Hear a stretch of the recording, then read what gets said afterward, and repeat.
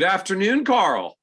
Hello, Michael. I just want to make it very clear to the people in the audience that are trying to make these comparisons of getting these emails about why I'm wearing blue now. And I'm like, dude, come look at my closet. My closet's been blue for 27 years before Michael I even knew him. But you know the blue that everybody is really wondering about right now, Carl. Don't start. You are sitting, you are videoing. For those of you who are listening, you can't see it, but Carl is coming to us today on video from a very neutral background, white wall, and there is no blue sofa behind him. Yeah.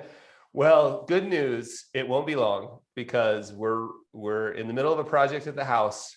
The blue couches arrived from London, and I was just told 2 days ago it needs to go to the office so that it is not damaged during this project. So the blue couch will be here. I just have to figure out. I might have to tilt it up sideways. So you're not bringing the blue couch for us. It just has to be at the office so it doesn't get hurt at the house. That's very convenient, Carl. I don't know how much people really actually care about this. If that's the story you need to tell yourself, that's fine. But I will tell you that my wife said, take this to the office. And she said, but you know, I know how important it is for that thing you do. She's like, maybe you should record in the garage where it is. I'm like, stop. Michael's going to be fine. So like, well, I'll bring the blue couch. All right. But I just, now that you put it out there, I've got to say, like, I am expecting the next episode will either be from the office with the blue couch or from the garage with the blue couch. Like either the couch is coming to you or I feel like you got to go to the couch at this point. I think your point is, I am no longer necessary as long as the blue couch is involved. Well, it's a joint effort. The couch doesn't give good audio. It's just really a visual thing. No, we still need you in this. I'll have it. It's coming to the office. I'm looking around at where I'm going to put it. So yeah, it'll be good. Fantastic. So anyway, what are we actually talking about? So what are we talking about today? So we had this great question come in of, as firms grow, there's so much hiring underway right now. I mean, just seeing it industry-wide. Like Schwab had its recent benchmarking study. Like number one challenge for firms is more growth, because that's pretty much always number one. And number two was hiring people to handle all of the growth for the firms that are growing, getting clients. And like we even see this in new planner recruiting. Like we are having the biggest hiring demand year we've seen in 10 plus years of hiring for advisory firms. And so this question came in that I've heard from a number of firms lately that, the reality when you start hiring for your firm is, we don't necessarily know who we're going to get that's going to stick with us for the long term, right? Just there's always there's a challenge when new hires come in. You got to introduce them to clients. There's a risk that the team turns over, and then you have to explain that for clients. And in this business where, like when we get clients, we tend to basically get clients for life. Like most advisory firms, the number one cause of client turnover is often death. Like either my client died, or at least the primary client died, the spouse goes somewhere else. We are attached to clients for decades, and the average employee at a firm of really any size in business does not stay for decades.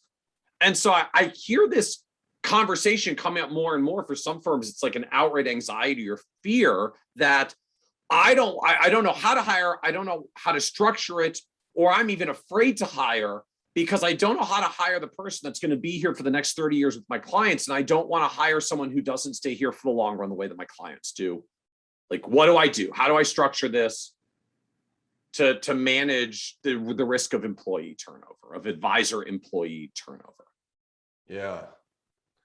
Wow, that's a big question. I think as normal, probably I'll come at it from maybe a slightly different angle, which is I don't know exactly how to do all that stuff with the HR thing and like the book and the manual and the stuff that you have to have and binders. But I do know that I wonder if it really is as big a deal as we think it is, right? Like I wonder if, like giant empathetic hug. This may sound like a punch in the nose. I don't mean it that way. I mean it as an empathetic hug. Like we have so many fancy feelings, and one of those feelings is like, oh, these clients will only ever work with me or the advisor. And that's one of the feelings. And the other feeling is like, you just don't know. What's that old adage? Like hire slow, fire fast. But I think even better, it's like hire fast, fire fast, right? Like we don't know. Like the only way to know. This is why you're a high quick start and I'm a low quick start, but sure, go with it. And that's why I have no employees and you have a bunch, right? So that's like, we know how well that works for me. But yeah, maybe more importantly is this idea that like, really, like, let's get over our little fancy feelings that we're the only ones. I mean, I've told this story that I got told when we were getting ready to, it was fairly obvious I needed to sell my practice. And I was convinced that nobody could ever serve these clients ever. Like these clients, no way. And somebody sat me down and said, Carl, one of the saddest, most disappointing days of your career is going to be when you sell your business and nobody cries but you. No. They're all going to be so distraught. Every client, Carl, is going to cry when you tell them that you're leaving because they want you to remain in their life forever. Exactly. That's why this is an empathetic hug and not a punch in the face, is because I felt that way. And I can now say from the other side, like, it's a punch in the face. You get over your fancy feelings. I just had lunch actually so I sold my business to one of the, big, large firms that a lot of us know. And those advisors there are amazing. And they're still serving my old clients who are also, many of them, my friends. And I just had lunch with one of my friends and I had forgotten about this. And they were like, oh yeah, the advisor from the place was out here and it was great. I'm like, how's that going? It's great. Like, it's going really great. So it turns out that it's not as big a deal as we make it. That would be my take.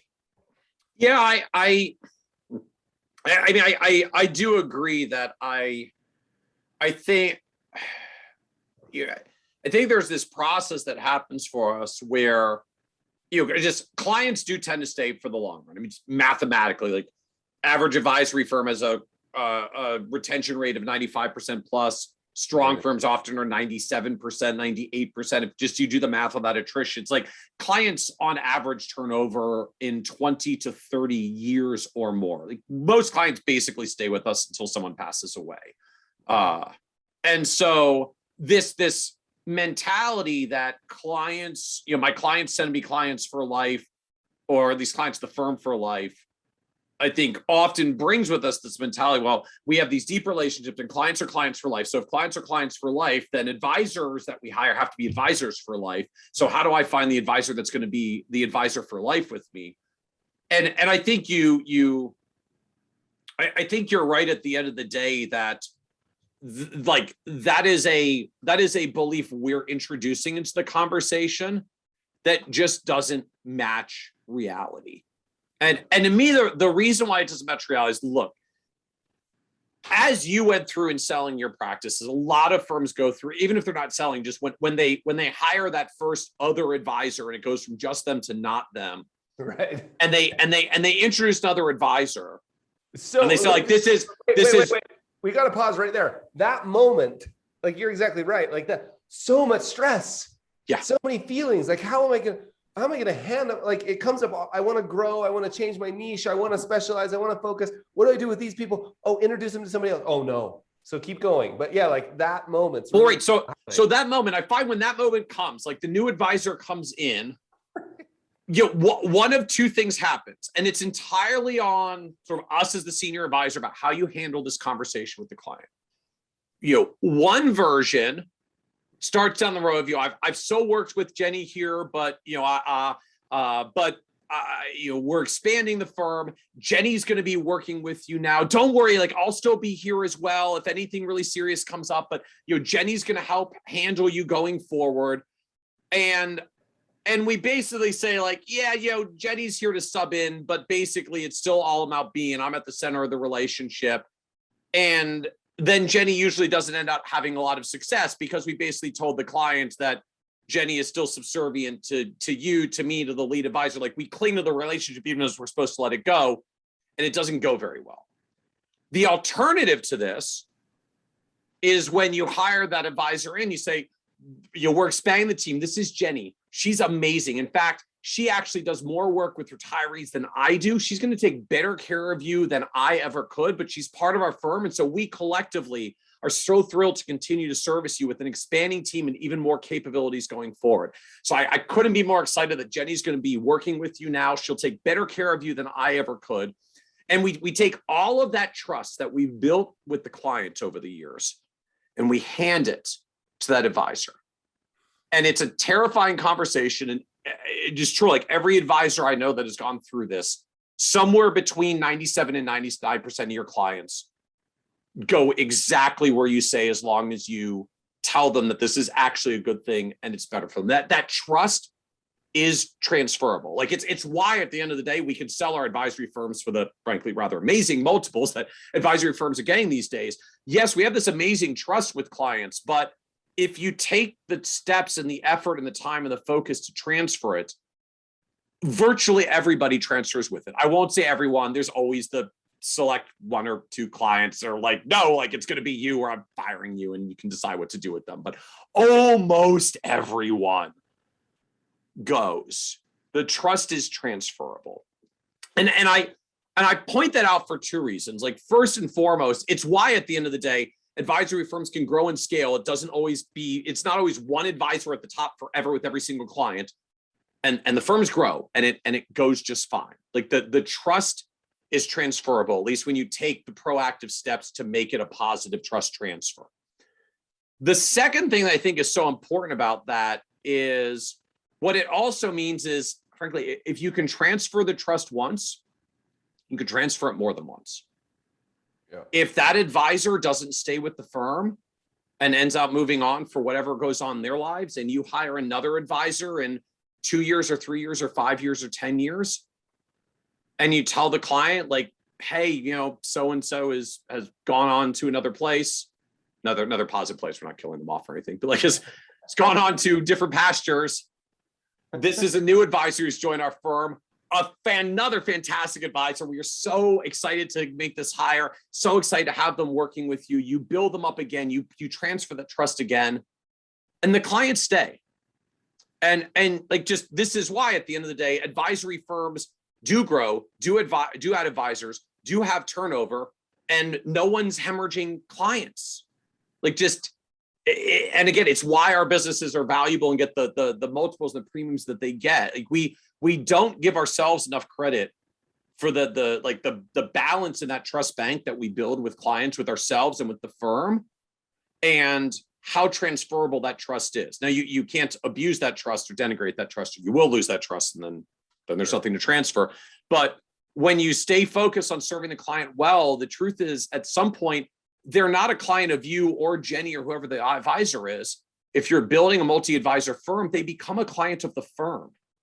And when they trust that the firm is there to serve them and will staff however it needs to staff in order to serve them, as long as you make that promise and you actually give them someone who serves them well, clients stay. The trust is transferable.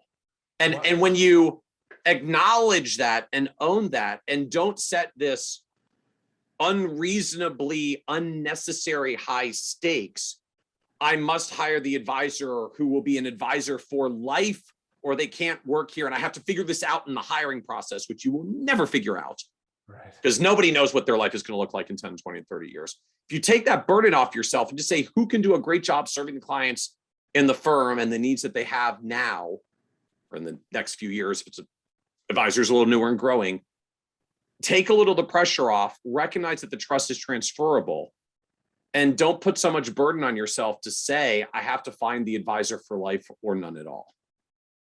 The people who are asking you this question, the concern that you're hearing, why do you think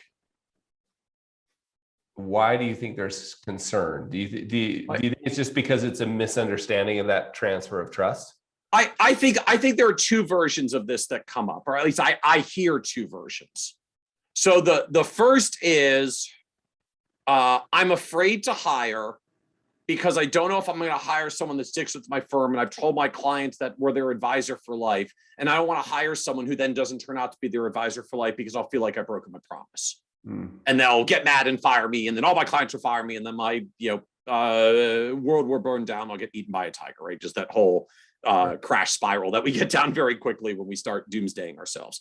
So one version is that, which I think, as we kind of said, I think is in our heads more than we realize, that the trust is transferable and the clients aren't going to cry when you tell them that this other advisor that you think is totally great and you build them up for that trust transfer is going to be serving them now. The second version of this that comes is a little bit different, which is the like, what if I find the right advisor and it works and they build all these great relationships with the clients and then they leave and potentially take the clients. So there's sort of there's the fear of what if I hire and it fails, and there's the fear of what if I hire and it succeeds, which I think are different problems, right? The what if it fails is you can transfer this trust. That's why you can do the hire, and you can retransfer this trust. There is a difference between a client for life with a particular advisor and a client for life with your firm and the value that your firm provides.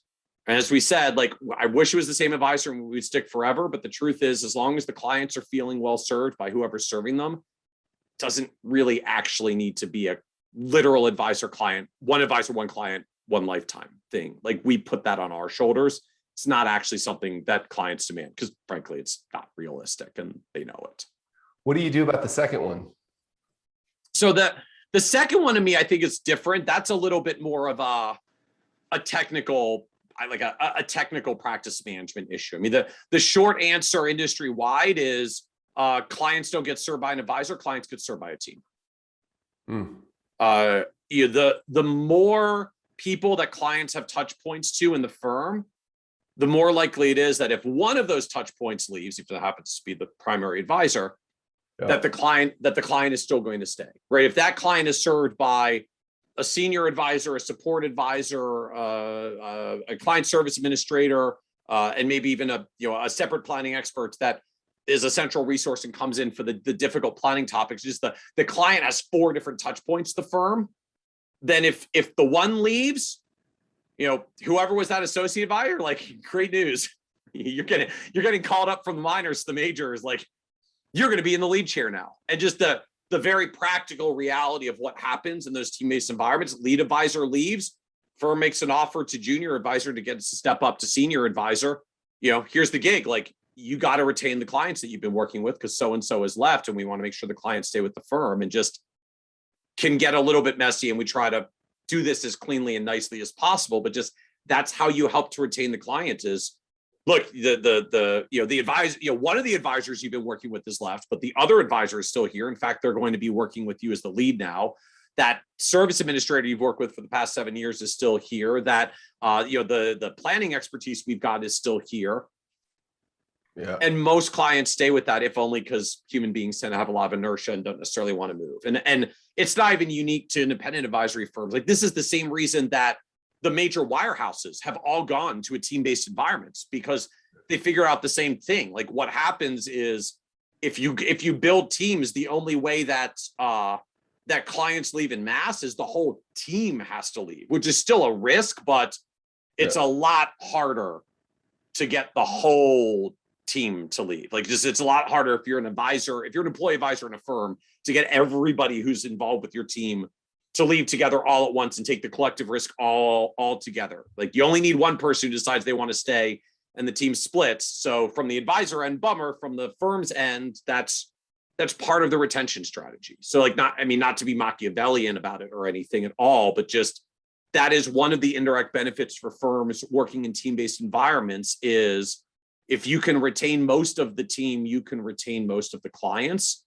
And that's part of how you handle the business risk of having advisors leave. If you have an advisor who lives in a solo, who does everything themselves for all of their own clients, they're very detachable. It's the same reason why advisors change broker dealers and broker dealers can't do anything to stop them, because the advisor is so independent. The broker dealer has no connection to the end clients. Yeah. So that's why brokers change firms all the times. Yeah, it seems to me too that just gets to the like, one of the things we could circle back to here as we wrap up is this idea that, like, you don't know, and I don't, was it a Mark Twain quote? Like, I've worried about 1,000 things in my life, and most of them have never happened. Like Yeah. we don't know, and so yeah, we do the best we can, and then we make a guess in terms of the path forward, like who am I going to hire, how, and then we've got all the research that you do around teams and how to structure that stuff, and like I talked about, the binders that sit in the HR drawer, like all that stuff that I don't know anything about. Like, yeah, there's stuff about that, but then in the end, we have to do the best we can with the information we have today, and not be thinking, I can't do this because 5 years from now something bad's going to happen. Yeah. And at the same time realizing, like, if we build the right culture, nobody's going to cry when we switch advisors. And I was just thinking about the communication problem around that idea that lead advisor does leave and has great relationships. Mm-hmm. And I, because I always get fascinated by these moments that there's like stress about how to communicate, and like that we all get so tied up in knots about it. And to me, I was like listening to you describe, like, oh yeah, your lead advisor is still here. And I was like, what's interesting is from just like the human perspective, and having been through this a couple of times at wirehouses, I think the idea of the incumbent just being assumptive, right? Like there's no defensiveness. There's no like, hey, Sally left, Susan's going to take over. Yeah, it's just like business as usual. Like, exactly. Like, it's not even like we're making a bid to retain your business. Like, we already have your business. If you're like most firms, like we already have your assets. We already have a management agreement. We already have an advisory agreement. We already have an ongoing relationship. We already have an investment process. Like, we're already doing the things. The person who sits across from you from the meetings will be different. But they're also awesome because we hire great people and have a great culture. And you know them. They've been in meetings. Like you've been like the team and everybody here. Like, and I think it's just enough. Like, because what I watched happen, which I just hope we can kind of avoid, is these weird. What was that crazy? What was that crazy? He was like an agent. It was a movie. It was like a book. Show Me the Money. What was that? What was that? Jerry Maguire. Yeah, and Jerry. Then the phone call was like, I'm not going to say he was taking drugs. Right? Like those weird phone calls that go really proactively when somebody leaves and we're like, hey, you're staying, right? Like that's the sense of the call. Yeah. I think it's much better to just go, hey, why don't we come in for a review meeting? Business as usual. And by the way, John's left. And if you have any questions, don't hesitate to call us on it. Like, and agenda, right? Like just, yep. To me, it's a cleaner, healthier, more confident way. The last thing we want to feel is needy and combative and certainly like slimy. Like we never want to do any of that stuff. So I think to me, that's the interesting communication piece, is like, look, you can handle that if it ever happens, but guess what? It's probably not going to happen in the first place. And so hire the people you need to hire, make the best guess you can, use all the formulas in the books and get after it. Yeah. I mean, to me, that just the biggest takeaway is the mindset shift. Like, even if your vision is clients for life, they're not clients for life for you as the advisor. They're not clients for life for whatever advisor you hired. They're clients for life for the firm. And the firm can have people, and it can have multiple people, and the people may change over time. How you show up as a firm, right? How you execute, what your culture is, what your people do, the quality of the people that you hire, like that's what builds clients for life with the firm. But it doesn't have to be an advisor for life. Clients are clients for life with the firm, not clients for life with you or any particular advisor. Now, if you want it to just literally be clients for life with you, that's cool. That means your practice is only ever going to be as big as the number of clients you can personally handle. And you're going down a different path. Like, I'm assuming fundamentally, if you are hiring an advisor, like this, the top of this discussion, if you're hiring an advisor, you have decided to grow beyond yourself. So I suppose like make sure that's what you really want, because that's a big crossroads in and of itself. But assuming you have made the decision to grow the firm beyond yourself, almost by definition at that point, they're not your clients for life. They're the firm's clients for life. And as long as you build trust and keep trust with the firm, the reality is that trust is transferable to at least the next good advisor that you hire. Totally. Amen. Amen. Well, thank you, Carl. Thanks, Michael. That was super fun.